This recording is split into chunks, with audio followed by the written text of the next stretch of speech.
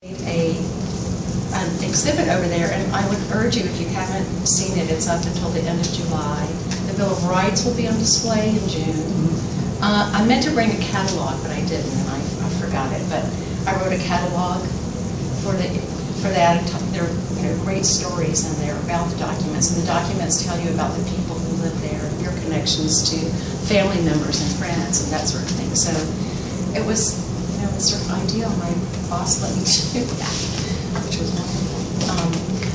So now our department has expanded to include zoos and aquarium, and it's gone from cultural resources to the Department of Natural and Cultural Resources. So now we're looking at what programs can we do to incorporate these new partners. So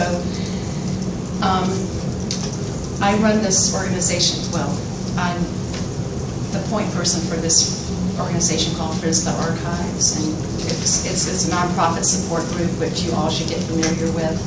When you do library work, you'll need to build these groups and these alliances with people in the community who want to support your work. And so I work with them, and we helped raise money for the exhibit. And I do the newsletter that comes out quarterly. Oh, yeah, I didn't bring that either. I should have brought you all my beautiful things. Yeah. If they're online, I can get them on a computer. We can bring them up. Yeah, cool. Yeah. They're You just keep talking. I'll do it.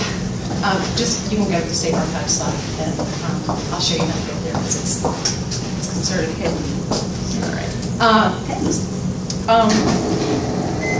So there's the National NHPRC, National Historic Records and Preservation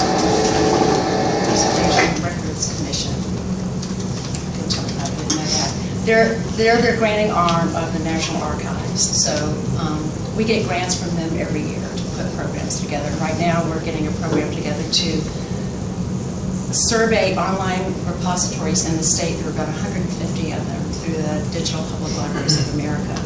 And we're going to identify these digital collections, point to really important documents, and then create lesson plans for students from that. So that's one of the things that we're doing.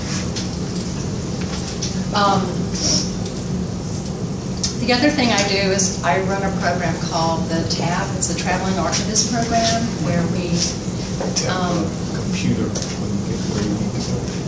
So where we take, we solicit applications from smaller libraries and smaller repositories around the state. They can be archives, they can be medical libraries, they can be anyone that's got cultural material that they want to keep. And so we send out. Just want to go to the. I want to go to the State Archives. Okay. So anyway. So that program, I actually hired a contractor who used to be the state archivist of North Carolina. So he hired me, and now I've hired him back as a contractor. So we go to smaller repositories around the state and tell them, this is.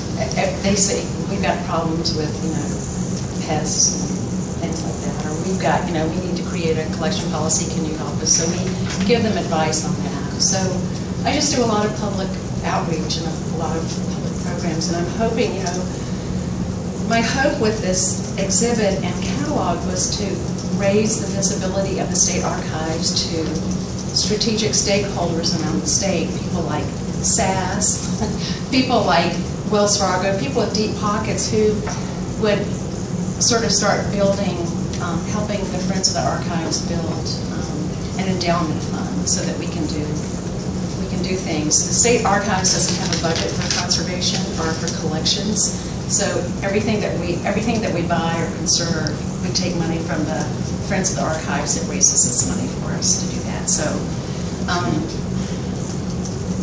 that's kind of what I do.